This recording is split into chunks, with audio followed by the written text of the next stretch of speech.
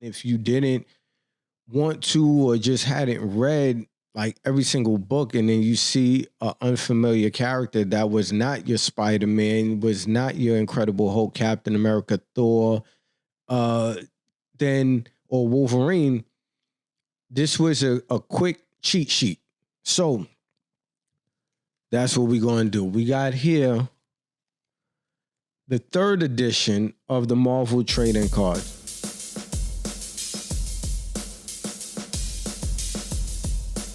Cool Geeks Tribunal, eternal, forever.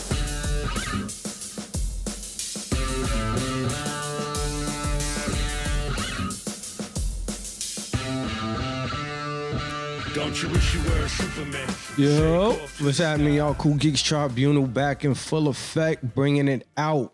Yeah. So, cups up. Y'all see it. Cheers to y'all.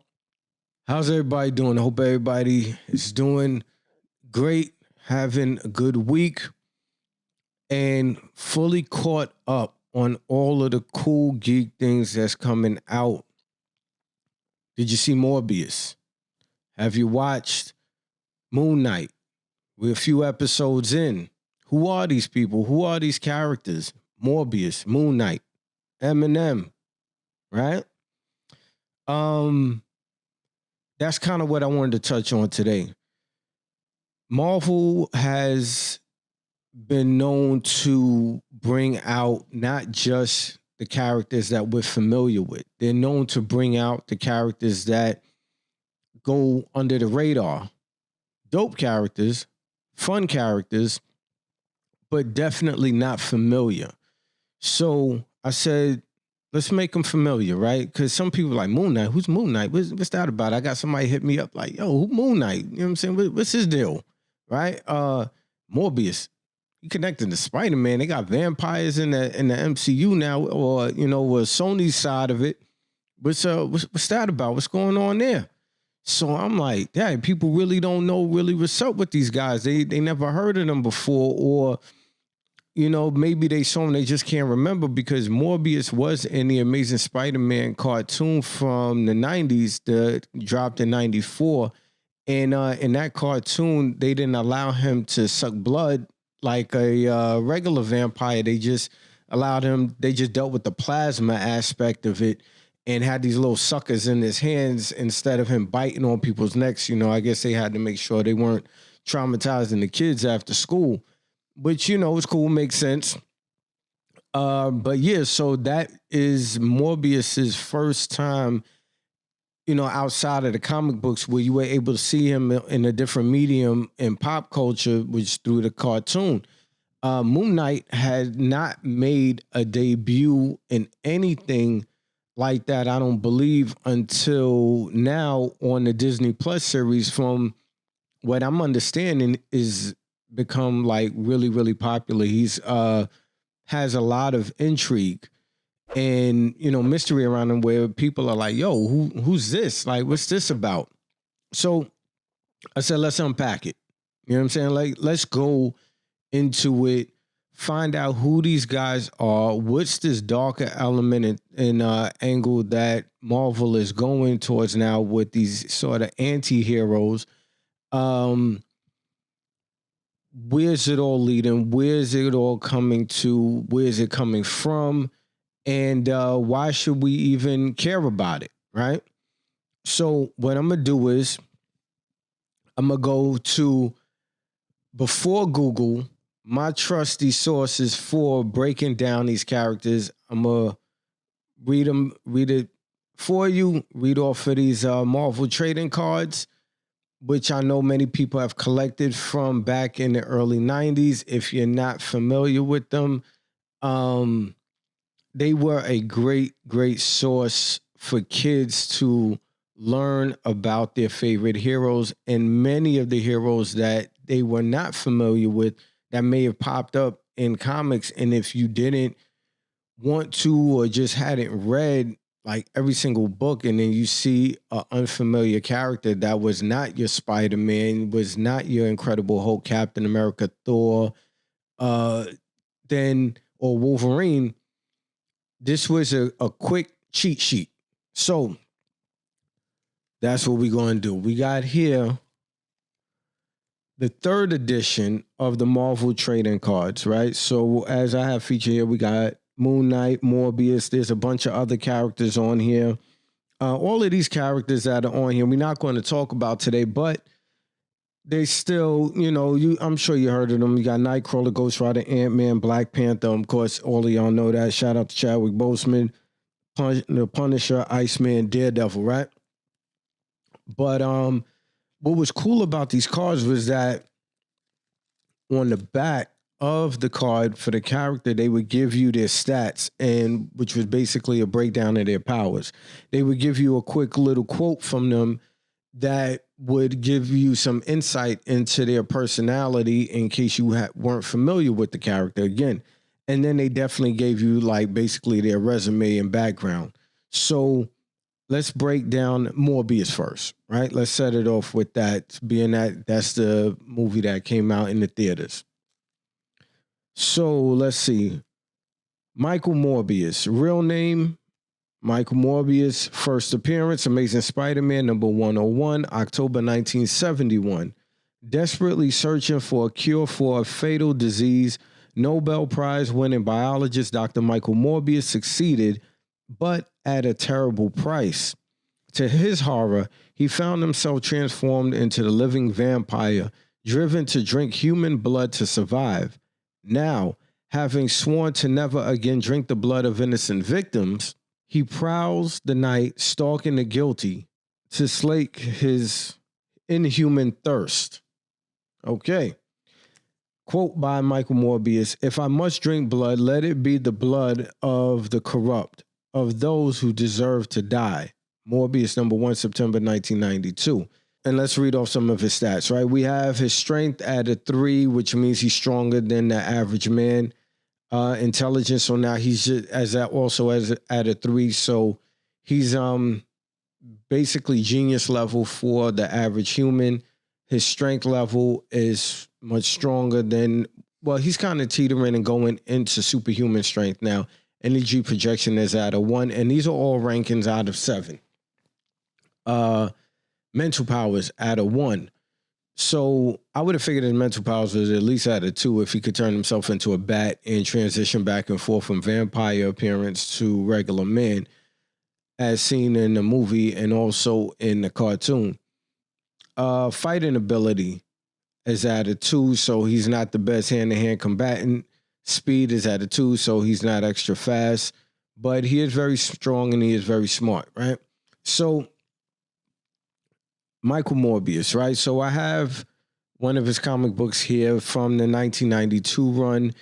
And basically what it seems like they did with the Morbius movie was they borrowed from the comic book in terms of style, his look and everything like that, not going back so deep as into the 70s style, but they definitely dealt with him from a 90s take on it. Morbius. He has a connection to Spider-Man. Like many of Spider-Man's villains in his rogues gallery, they seem to have a crisis of conscience. They want to be bad or they want to be good, but for whatever reason, they find themselves in situations where they end up doing the wrong thing. Spidey has to come through. He cracks jokes, as we always, we already know, but he does have a heart and tends to want to help them, see if he can help save them before having to just write them off entirely. Especially a lot of his villains happen to have a personal connection with him. So when Spider-Man went through a mutation from the bite, that gave him his spider powers, at a certain point, Peter Parker started to mutate even more. And he had these extra arms, like 4 extra arms pop out of it, like his ribs, and gave him 6 arms in total. So as he was gradually fully transforming into a spider of a man size, basically a man spider, right? So he needed the aid of, as smart in science as Peter Parker is, he needed the help of another scientist. Now, usually he would go to Kirk Connors, who turned himself into the Lizard, but in this instance, he went to Michael Morbius to help, regenerate, to turn himself back into still human form while maintaining his spider powers. So that was an interesting story to see, like, the whole take on it, and they really went kind of hard. So to see Peter Parker go from this really young guy, cool guy, to this horrific creature, and almost get to a point of no return where he may not be able to come back, it's kind of heavy, So, and for them to enter that horror element of a vampire, but in this case, he's a living vampire, that also made Morbius have to cross paths with Blade. And Blade also, coincidentally, made his debut in an Amazing Spider-Man comic book as well, I believe in the 70s also. So Spider-Man has definitely had his fill of the horror and monsters, and even himself becoming a monster. And this is all before Marvel Zombies. So Spider-Man is not unfamiliar with any of, these incredible stories. And another incredible story actually was the Spider-Man run. I believe it was from 1990, just titled Spider-Man. And Spider-Man put on the black costume, not the symbiote, but just the costume. And he found himself underground having to seek out Morbius because I think he would, if I remember correctly, he was feeding on the homeless. And he usually made a concerted effort to not, as I read with the quote, to not seek out the innocent, but those who he found to be guilty. So he's kind of in that sort of Venom realm, of wanting to eat the brains of the villain or who he perceives to be the bad guys and save the innocents. So Morbius, he may not be eating brains, but he's definitely going to suck at your neck. So, from the waist up, you better be careful with these guys. So, that's basically like Morbius in a nutshell. So I think they're probably trying to set up for a Sinister Six. So no spoiler here, but if you saw the ending credits or the bonus credits of the Morbius movie, you know what I'm talking about. So definitely make sure you check that out and see how they bring in all of those, all of these stories together. Sony, Marvel, Disney, everything, they all working together, trying to put it together for the fans, right? So that's Morbius in a nutshell. Let's move over to Disney Plus now, where the Moon Knight series is just a few episodes in, but it seems to be wildly popular. It seems to be really grabbing audiences that already knew about Moon Knight. So you got your hardcore fan, and then you got your casuals that's floating in, and people want to know what's up. Who's Moon Knight? What's this guy about? Never heard of him. Like, what's going on? So Marvel seems to now want to be going international, going to Egypt, ancient Egypt, going back, taking it back to the Kemetic Babylonian mystery school system, and they made themselves another character.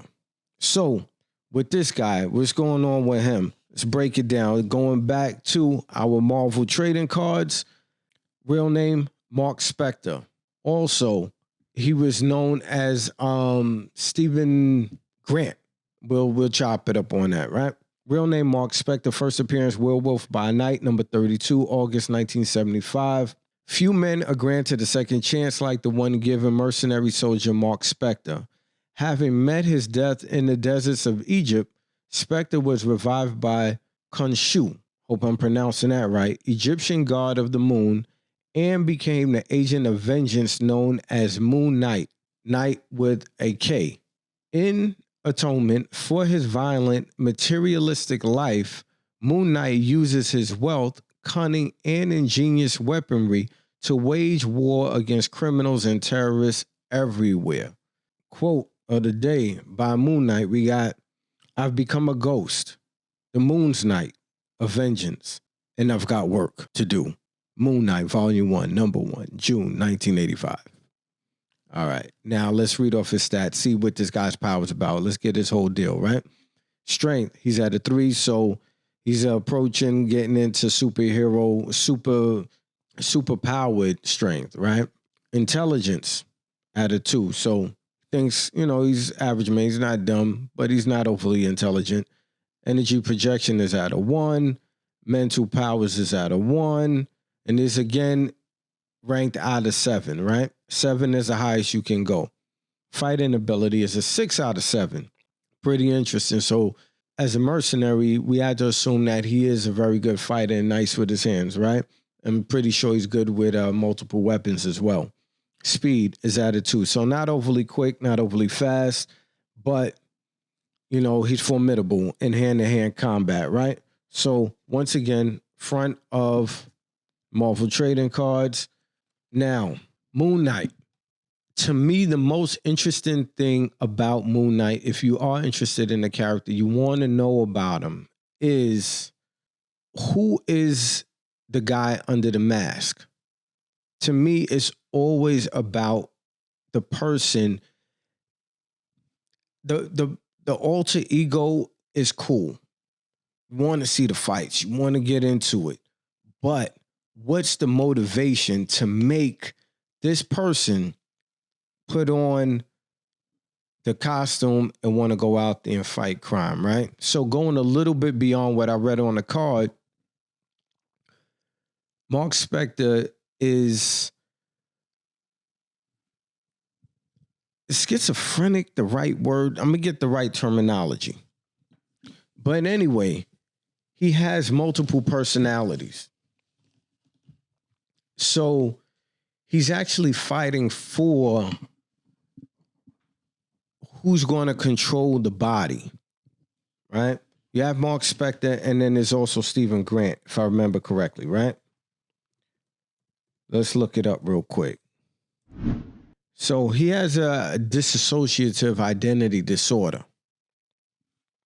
So basically, he's battling with another version of himself, or somebody else is in his head that he hears, and he's trying to figure out, how can I control my body? How can I control his life as he knew it to be, right? So Stephen Grant is the mild-mannered person. Don't want to live this life. Mark Spector, the mercenary, is trying to atone for his sins, for all of his adventures and everything that he's done as a mercenary, which I'm pretty sure has just involved a whole lot of murder. So he got a lot of red in his ledger, as a Black Widow and Hawkeye would say, right?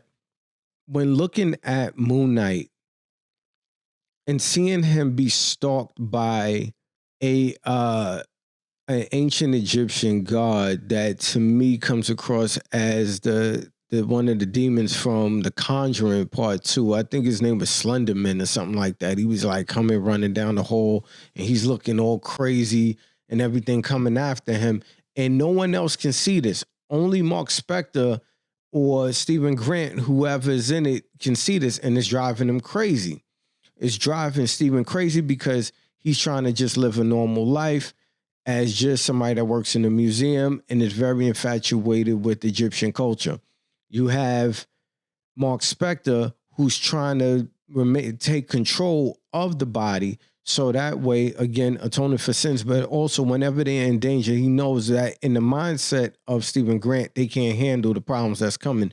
But when he is controlled as Mark Spector, then when he calls on Kanushu, I think that's, if I'm saying that correctly, yeah. So when he's calling on him, that god of the moon, that's basically helping him to, he's ready to fight. he's ready to defend himself and whoever else needs defending. Stephen Grant calls on the God of the Moon. What's going on right there? We got my man in the 3-piece suit. He has power, but he's not too smooth with it, right? So now Moon Knight comes out, he gets busy.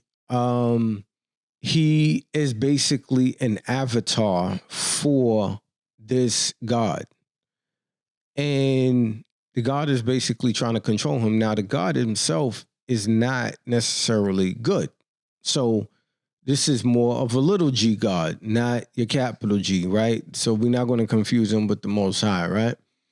But apparently he's not supposed to be as bad as God, the other Egyptian gods that, he's empowering this Mark Spector so that way he can eventually, I guess, go up against them and right whatever wrongs they have going on. So there's a lot going on. If you're not really paying attention to the TV show and you're not familiar with the comic book, it can get a little bit confusing.